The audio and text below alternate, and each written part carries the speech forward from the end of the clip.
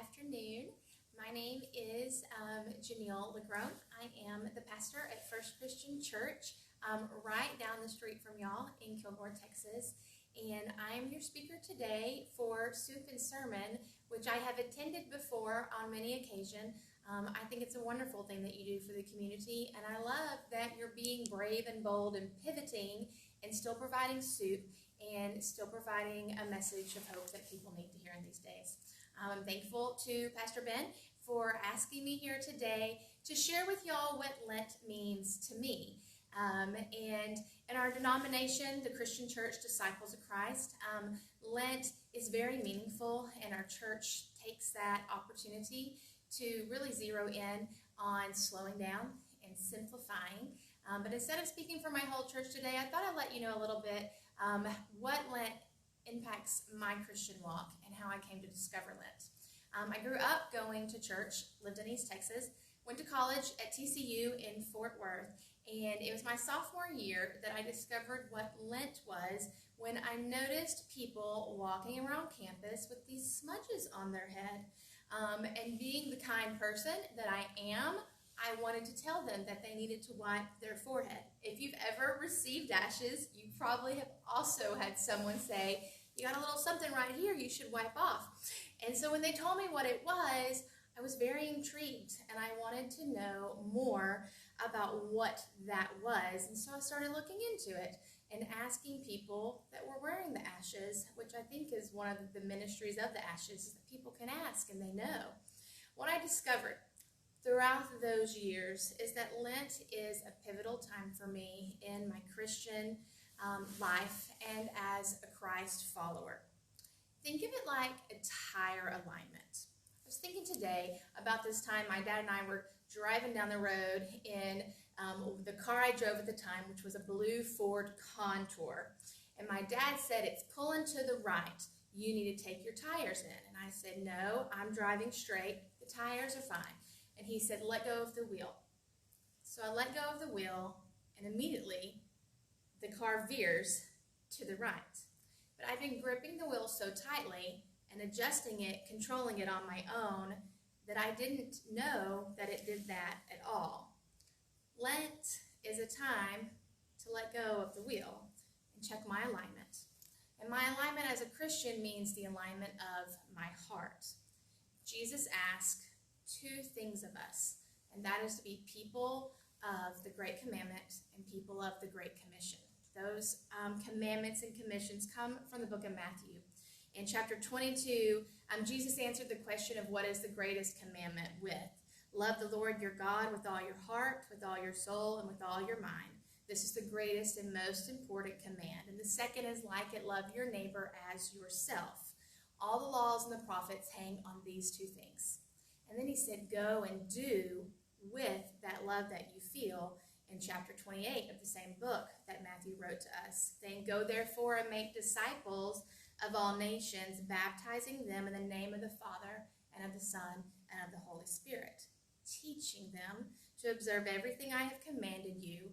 And remember, I am with you always to the end of the age. Lent, in light of Jesus' life and death and resurrection, allows me to check the alignment of my heart. Am I living my life as a person of the Great Commission and a person living the Great Commandment? A lot of people practice giving up something for Lent, and I find that that's a way that I learn a whole lot about myself. My very first year, I decided I'm going to give up what takes the most extra time that seems frivolous. And so this will date me, and I'm willing to go there. I gave up AOL Instant Messenger. I was immediately accused of giving up my friends for Lent. That one wasn't received very well. One year, I gave up cheese. And while you may think chocolate is much harder, I put cheese on everything because I don't eat very much meat. It was very telling for me because then I had hunger. But I stuck to it, and I learned a whole lot about sometimes where my mood will be motivated by a need that I perceive I have that's not really a need. I had other food. I had other sustenance. I wanted the cheese enchiladas. I wanted the cheese Schlotsky sandwich that I no longer was having by choice of my own.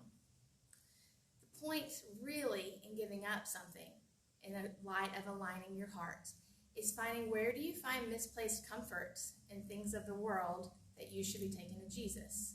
Where do you find misplaced strength? Where do I find misplaced control that I need to let go of? I also learn a lot about where my heart is and aligned with Jesus in terms of prayer and in times of devotional. I love to have a daily devotional specific to Lent and walking along with Jesus towards the cross, which is where Lent comes from, those 40 days prior to Jesus' death and his resurrection.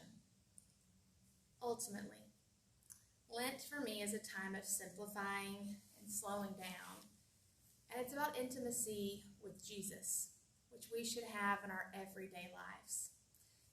The two big holy seasons of the church are Advent and Lent. And Advent is the time leading up to Christmas. Both are a time that we prepare our hearts.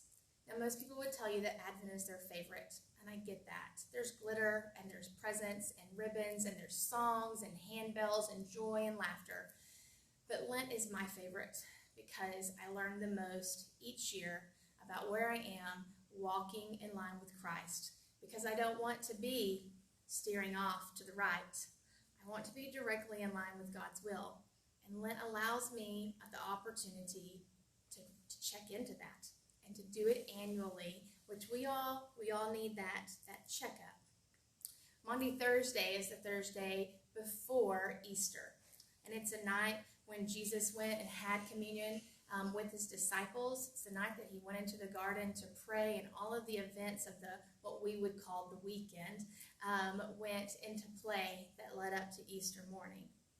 I feel like having and celebrating Maundy Thursday and stopping and embracing that darkness and looking towards the beauty that comes within, the beauty that comes afterwards, the growth that we find as Christians, the forgiveness and the new life that we find in light of Jesus' life and death and resurrection gives me the strength I need, the knowledge I need, the power within that rises up for that yearly walk again, which is why we celebrate and honor and recognize it every year. When you take the time to slow down and observe Lent, Easter is much brighter.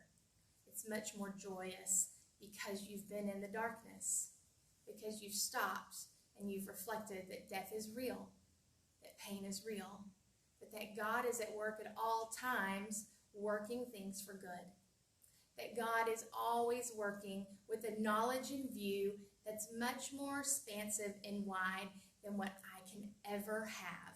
And I am really thankful for that, and I trust and believe in that. Now today, this year's Lent, we're in a much different place than we were last year, where we were with ease gathering at church, and handbell rehearsals were happening, and choirs were learning special cantatas and anthems. And in light of all the things going on today, when many of us have pared back to the bare minimums of going and doing, when some of our church services in person have halted and we're finding new and creative ways to continue to be in community together, I think that Jesus would say the same thing that he said to the Marys, or the angel said to the Marys when they came to the tomb and he wasn't there. Fear not. It's the same words that Jesus chose to tell the disciples when he showed himself to them when they were hiding in a room, when they were alone and not mingled with the world in their normal life, when they were afraid. He said, fear not. And I think that's what Jesus would say to us today in this time of uncertainty, when we're not sure what worship looks like, when it doesn't feel the same and things seem misplaced and just discombobulated. I have confidence that Jesus would say, do not be afraid.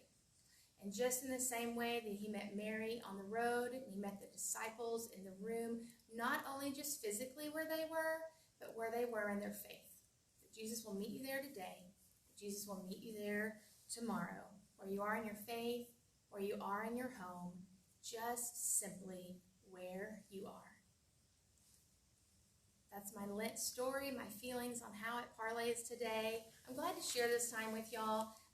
Draw near to each other, reach out. Just don't draw near and hug, and it will all be okay. Do not be afraid. Continue to be people of the Great Commandments and be people of the Great Commission.